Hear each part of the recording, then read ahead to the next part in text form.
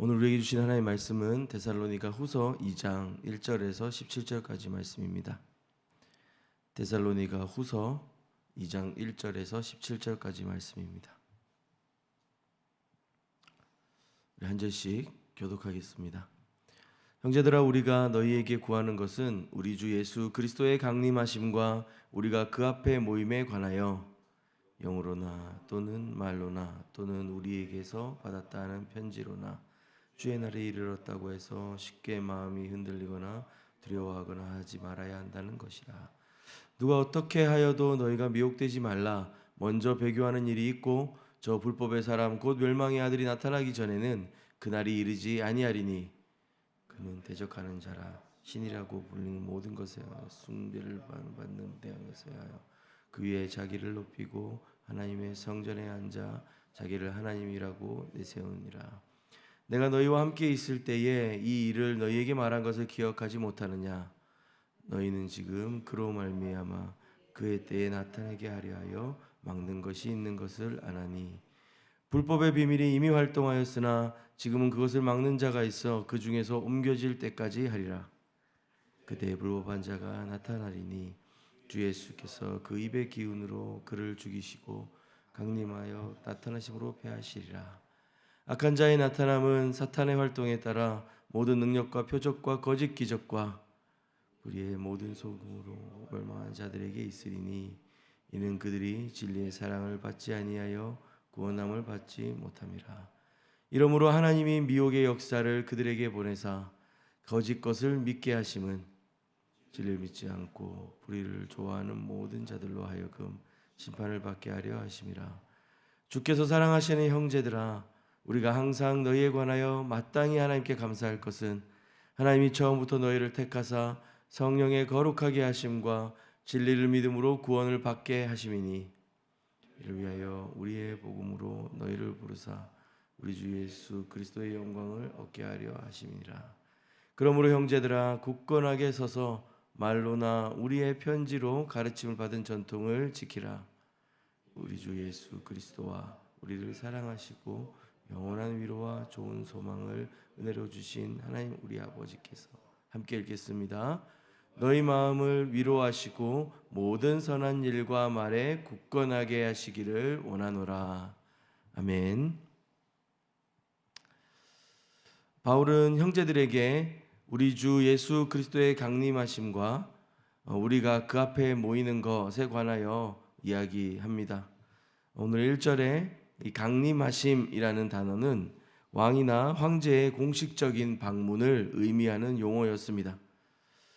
이 단어는 예수 그리스도께서 왕으로 이 땅에 다시 오시는 그 파루지아 강림하심을 이 로마 황제의 방문과 대비시키면서 이 참된 주권자가 누구인지 그것을 은연중에 보여주고 있는 것입니다.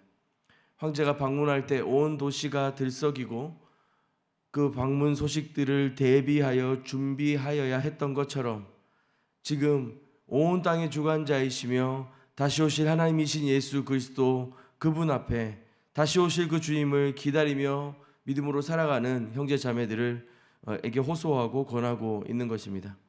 2절에 데살로니가 성도들은 주의 날이 이르렀다는 말을 영으로나 또는 말로나 또는 우리에게서 받았다 하는 편지, 그것으로 인하여 심령이 흔들리고 두려워하고 있었습니다.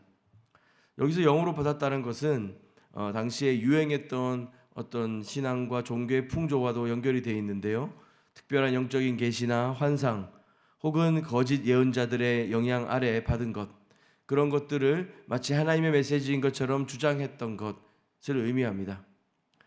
바울은 이들이 그런 일들에 쉽게 흔들리거나 두려워하지 않게 되기를 간절히 호소하고 있습니다. 3절에 누가 어떻게 하여도 너희가 미혹되지 말라 라고 말하고 있는데요, 주의 날이 오기 전에 배교하는 일이 있고 불법의 사람 곧 멸망의 아들이 나타날 것을 경고하고 있습니다. 여기서 배교하는 일, 하나님께로부터 완전히 돌아서는 그 궤도의 이탈, 그 근본적인 이탈을 의미합니다. 단지 교회를 떠나는 것, 신앙이 흔들리는 것을 넘어 신앙 자체를 포기하게 되는 상황을 가리키기도 할 것입니다. 또 한편 정말 이것은 하나님이고 내게 주신 복음이고 구원이라고 붙들고 있지만 하나님 아닌 다른 것을 의지하고 믿음으로 살아가는 것과도 별반 다르지 않는 모습 또한 포함할 것입니다. 여기에 이 불법의 사람은 자신을 하나님이라 내세웁니다. 그리고 하나님의 성전에 앉아 숭배를 받을 것이라고 하고 있습니다.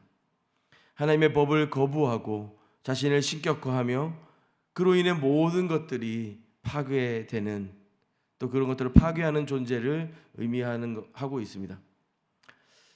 당시로서는 로마 황제 숭배 사상 같은 그런 자신을 신격화하려는 인간의 오만함을 보여주는 극단적인 표현이기도 했습니다.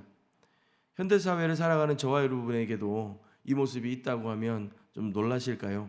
바로 우상숭배의 모습이겠습니다. 우리는 우리 자신의 성공과 능력과 돈과 명예를 삶의 궁극적인 목적으로 삼곤 합니다. 그것이 우리의 삶의 예배의 대상이 됩니다. 그 순간 우리는 모두 불법의 사람이 되는 것이죠. 하나님이 앉으셔야 할 그 삶의 보좌에 우리 자신이나 우리가 만든 우리의 욕망을 투영한 그 무언가를 앉히게 될 때, 그러한 자기 우상화는 궁극적으로 하나님의 자리를 빼앗기게 하며 동시에 우리를 궁극적인 파멸로 이끌어 가게 됩니다. 불법의 사람은 하나님의 법을 거부함으로 모든 것을 파괴합니다. 자기 마음대로 살아가려고 하는 욕망은 관계를 파괴하고 공동체를 파괴하고 자기 자신을 무너뜨립니다.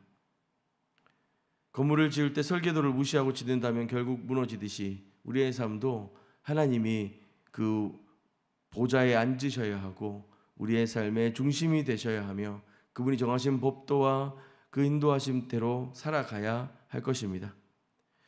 이어 5절에 그 불법을 막는 자와 활동들에 대한 이야기가 언급이 되는데요. 내가 너희와 함께 있을 때에 이 일을 너희에게 말한 것을 기억하지 못하느냐? 너희는 지금 그로 하여금 그의 때에 나타나게 하려 하여 막는 것이 있는 것을 아나니 불법의 비밀이 이미 활동하였으나 지금은 그것을 막는 자가 있어 그 중에서 옮겨질 때까지 하리라. 사실은 앞선 2장 3절부터 이 7절까지의 말씀이 우리가 해석하고 이해하기에 좀 모호한 지점들이 있는 것은 사실입니다. 그러나 명백한 것은 이미 그 불법의 비밀이 활동하고 있다는 것입니다. 그러나 그것으로 인해 모든 것이 종결된 것이 아니라 그것을 막고 있는 이가 있다고 말하고 있습니다. 어떤 학자들은 이 막는 일을 당시에 사회가 가지고 있었던 법, 제도나 질서로 생각하기도 했고 성령님의 사역이나 교회의 증언으로 보기도 했습니다. 그러나 중요한 것은 어떤 이유에서인지 아직은 그 불법의 세력이 완전히 드러나지 못하도록 막고 있는 존재가 있다는 것입니다. 이것은 하나님께서 그 하나님 당신의 때가 이르기까지 이 모든 종말의 때를 주관하고 계심을 바울은 고백하고 있는 것입니다. 바울 스스로도 그 혼란과 그 혼탁한 세상, 그 불법이 가득한 세상 한가운데 살아가고 있으면서 그 데살로니가 교회를 향하여 권면하고 격려하고 있지만 지금 이 마지막 때가 언제 성취되고 이루어질지 다 확신할 수 없으며 또한 그 일들이 그 마지막 때에 일어나리라 한 일들이 아직까지 다 일어나지 않은 것으로 보아 지금 이 일이 유예되는 데는 하나님의 계획과 뜻이 있지 않겠는가라고 하는 바울의 생각이 있었던 것 같습니다. 우리는 그 한가운데에서 바울과 같이 이 모든 상황들을 조망하고 관찰하고 인식하며 들여다볼 뿐만 아니라 그 일로 인하여 마음이 미혹해 되어 흔들리고 넘어지기보다 믿음으로 붙잡고 굳건히 세워지면 좋겠습니다.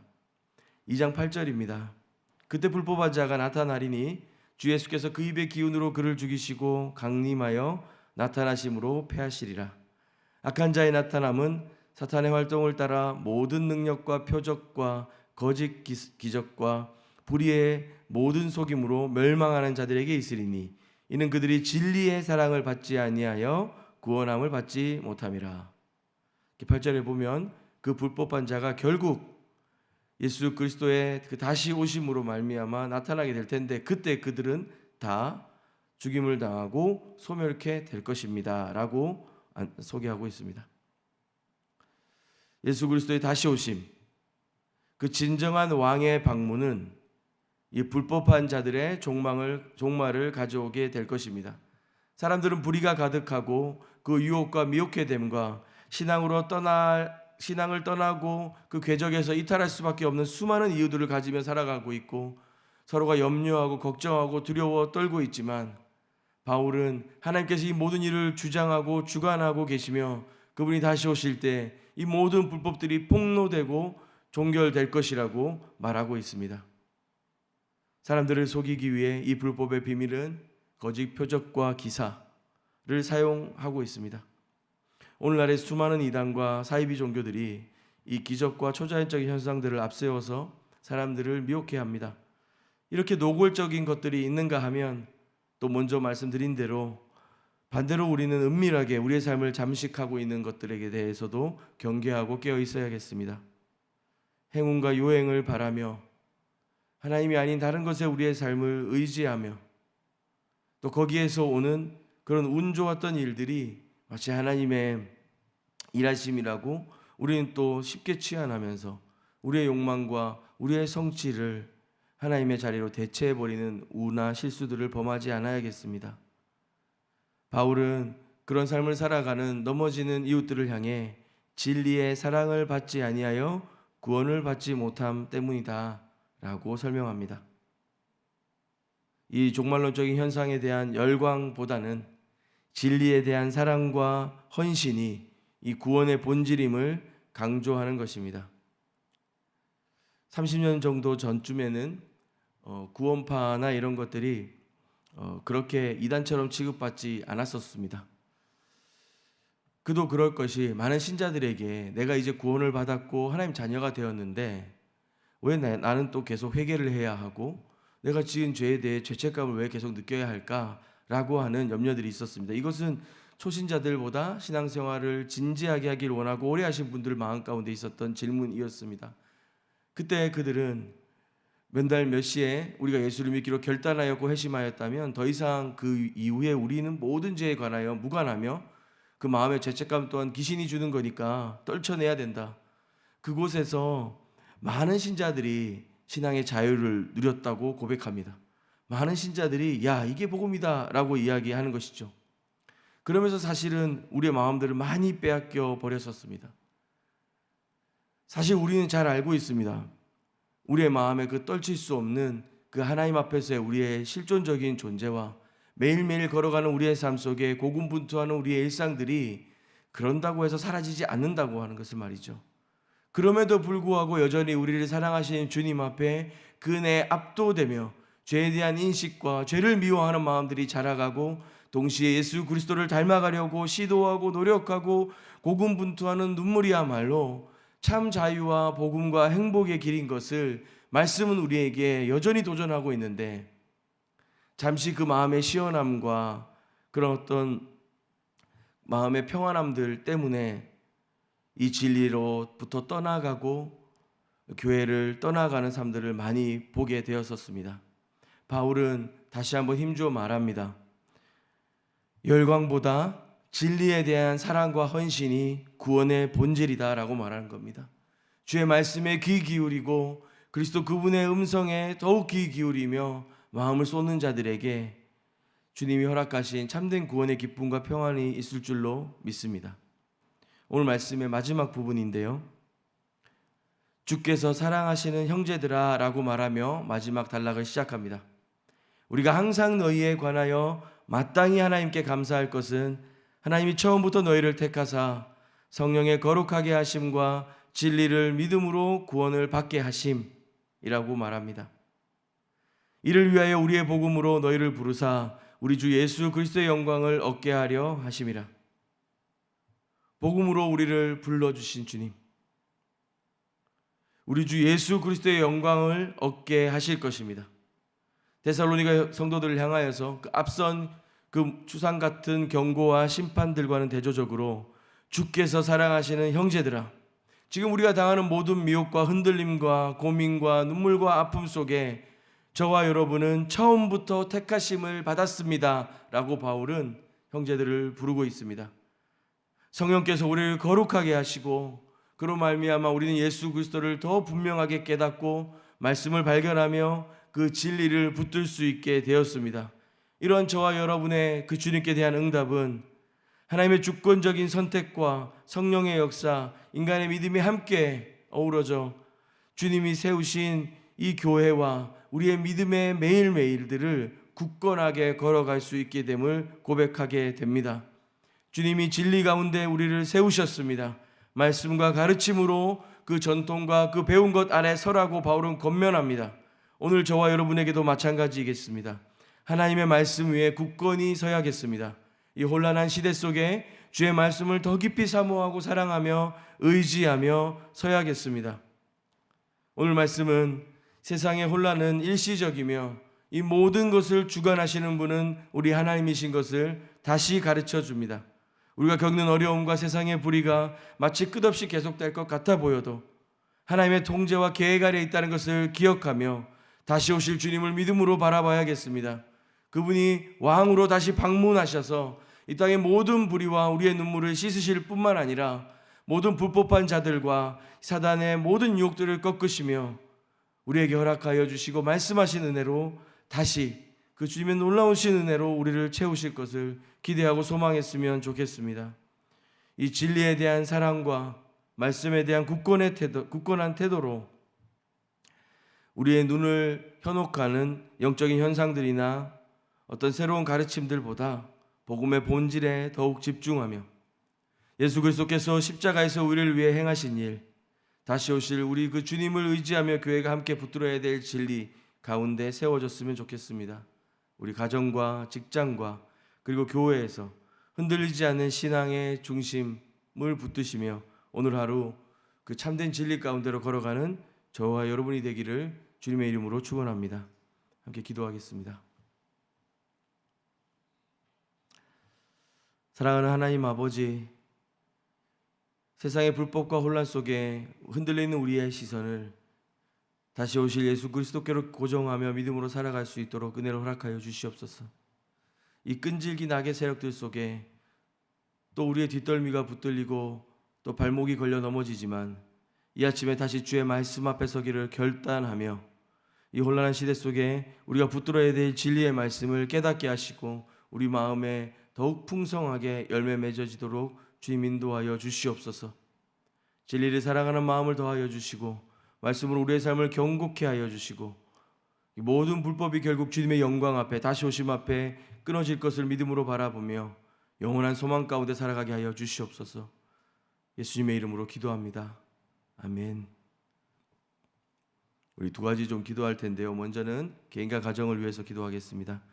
오늘 하루 살아가면서 세상의 염려와 걱정에 흔들리지 않게 하시고 오직 다시 오실 우리 주님을 바라보며 소망 가운데 살아가게 하여 주시옵소서.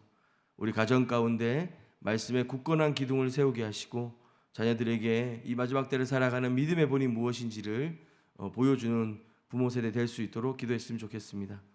또한 두 번째로 교회를 위해서 중보할 때 우리 교회가 이 세상의 미혹과 불법에 맞서 현란하고 화려한 수사가 아니라 진리를 몸소 살아내는 그 실제가 있는 교회 공동체 될 수 있도록 중보했으면 좋겠습니다. 영적인 분별력을 더하여 주시고 거짓된 가르침에 미혹되지 않게 하여 주시고 오직 예수 그리스도의 복음만을 전하는 교회 되도록 함께 중보하신 후에 개인의 기도로 더 깊이 주님 앞에 나아가도록 하겠습니다.